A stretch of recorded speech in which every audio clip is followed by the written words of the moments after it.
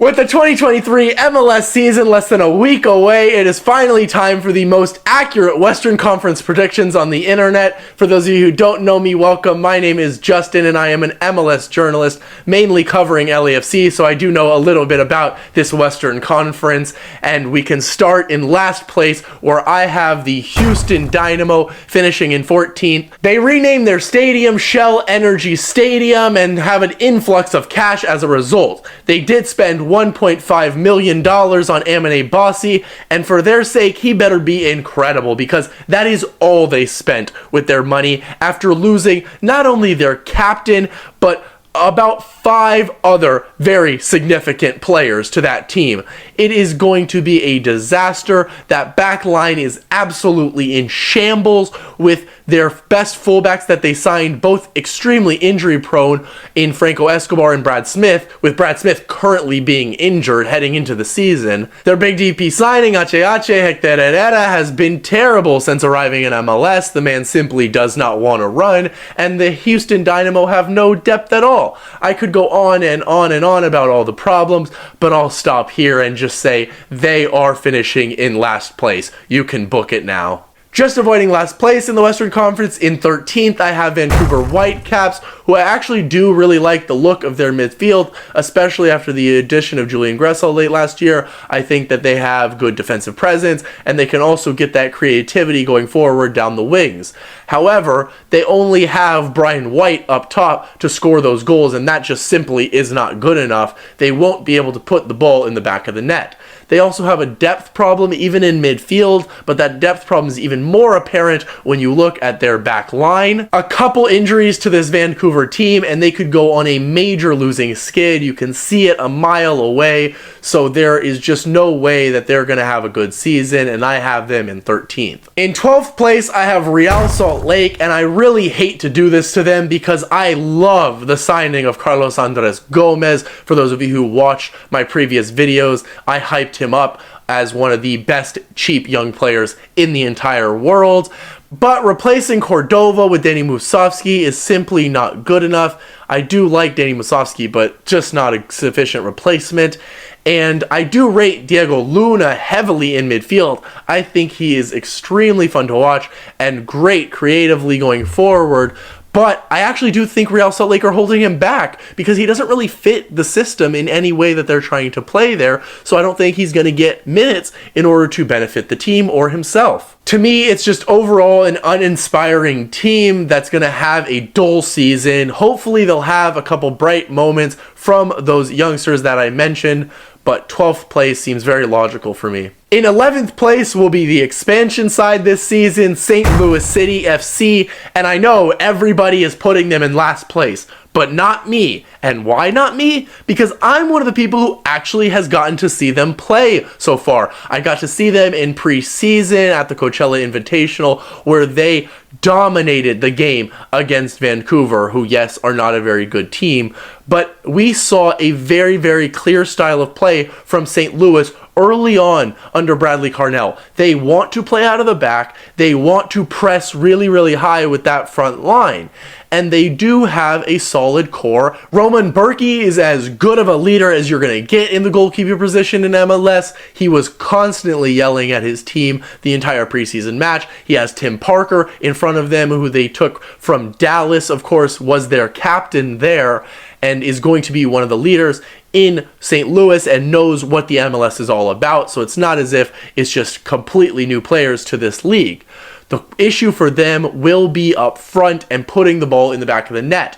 If Klaus can do that, that's going to be a huge plus for them, but I don't really have that confidence as they dominated against Vancouver in that preseason game, as I'm talking about, but couldn't put the ball in the back of the net. It was a 0-0 final. I think they are benching their second best attacker, Nicholas Gioacchini, because they want to put him in that number 9 position, but Klaus is already there. I say, why not just put him on the wing? I think it would work out just fine. But the question is, will they be able to provide that creativity for Klaus, because he is a target number 9 that needs service? And then defensively, is Nielsen too big of a loss? He is a big loss, but will they be able to handle it?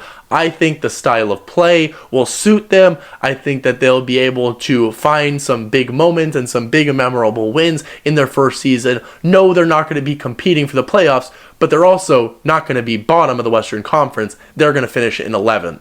Hey, if you're enjoying this video and want more MLS content from an actual MLS journalist, hit that subscribe button so I can make more videos just like this. Thank you so much, and back to the video. In 10th place in the Western Conference, I've put Colorado Rapids, who for me just have way too many question marks, which is perfectly exemplified by their marquee signing this offseason, Kevin Cabral from the LA Galaxy. He has been completely underwhelming for Galaxy, and they were happy to get rid of him, but he could then go and succeed in Colorado, where there isn't really much else to do besides train for the MLS season. The same could be said about the team as well, I think, who, if everything goes right, could be a playoff team, but if everything goes wrong, could finish near the bottom of the Western Conference. The player to keep your eye on for me is Darren Yappy, who could form a deadly front two with Diego Rubio if he can get things going.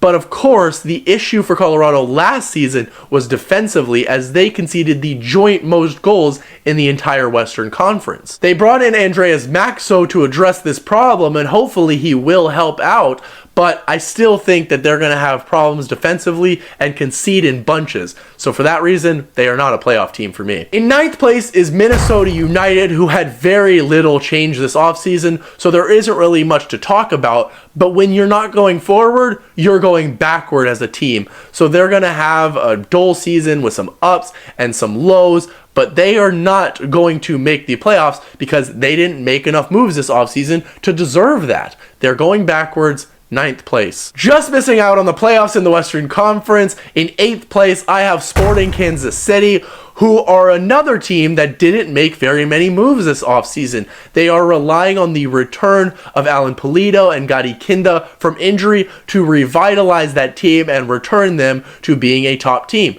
But to me, that is a very big bet because you just never know how players are going to return from injury. However, if that was my only issue, I still would have given SKC a playoff spot because I actually do think that Polita and Kinda will come in and make significant impacts for the team, hence 8th place. But I do think they have a big problem at center back. After losing their best center back in the offseason and not replacing him, they only have 2 fit center backs on the entire roster, so I cannot be confident they're going to get a playoff spot, and they are missing out in 8th place. Moving into the playoff teams in the Western Conference, and this is the big pick of the list, San Jose Earthquakes in 7th place. Luchi Gonzalez will bring the San Jose Earthquakes back to the playoffs in 2023. The San Jose Earthquakes, in my opinion, have always been underperforming due to poor coaching. They have never been as bad on paper as they have been performing. And so I think a change in culture with Luchi Gonzalez will be exactly what they need. Jeremy Abobasi is the best striker in MLS that seems to go under the radar. He bagged 17 goals in 34 games last season for the worst team in the Western Conference. Imagine what he can do on an actually good team. Christian Espinoza is also the most underrated creative player in the entire league and will provide goals all season. On the other wing, you have a rising star in Cade Cowell, who I don't think I'm going out on a limb by saying is going to have a breakout year this season. You then brought in Carlos Gruezo as a DP who finally will give you the control in midfield that San Jose has been craving for years. The haters will point at losing Nathan to injury, which of course is a major loss, but when you then go out and buy the Columbus Crew captain in Jonathan Mensah for pennies on the dollar in one of the best pieces of business I've ever seen from the San Jose Earthquakes, it is the weirdest transfer of the entire offseason for me. I really don't understand the price for him, but they immediately replaced him with MLS experience and a great MLS center back, so there's not going to be a problem there either. This is finally a season for Quakes fans to get excited about. Nobody else sees it but me, and I'm telling you, hop on the Lucci train now before it's too late, because San Jose Earthquakes are finally on their way back to the MLS playoffs. In 6th place, I have FC Dallas, who of course lost their captain in Matt Hedges to Toronto this offseason, replacing him with Sebastian Ibeagha, who is certainly a downgrade, but a manageable one in my opinion when you have Nkosi Tafari ready to take on a serious center back role, I think. I do expect interest for not only Jesus Ferreira, but Alan Velasco to come in the summer, so if they do sell one of them, you may see a dip in form as a result and fall out of a playoff spot. But I'm going to stick with FC Dallas in 6th place. The only thing I'm really worried about is the injuries. You better pray that you don't have any injuries, FC Dallas fans, because with a lack of quality depth, that could also be your downfall. Though with a well-rounded team with both experience and youth, I do think FC Dallas will make the playoffs. In 5th place, I have the Los Angeles Galaxy, and the only reason that they are this high is because they have a man named Riqui Puig, who is an absolute baller. I still don't understand why he is in MLS, much less on a TAM contract. It makes no sense and is incredible business from LA Galaxy. However, bringing in Tyler Boyd is somehow a downgrade from Kevin Cabral, and I have no confidence in Douglas Costa being able to contribute, as Galaxy fans won't be surprised by. Chicharito will of course score the goals up front that Riqui Puig provides, and Joveljic will do the same off the bench. But when you have a player that good coming off of your bench, you have to find a way to start him, as has been the issue all last season for LA Galaxy. That, however, just seems like something Greg Vanney is not willing to do. As a result, you're not going any higher than 5th place, and I don't see LA Galaxy getting a home playoff berth. In 4th place, I have the Seattle Sounders, who I don't think anybody can really explain what happened last season, except that their focus was completely on the Champions League, which of course is excusable. But this season, there's no Champions League to focus on, which means Seattle will return to hosting a playoff game. ABED is a smart piece of business to ensure that the goals keep flowing, even if Raul Ruidiaz isn't on the pitch. But that front three is still where I think they lack a little bit of depth, and why I don't think they crack the top 3 in the Western Conference.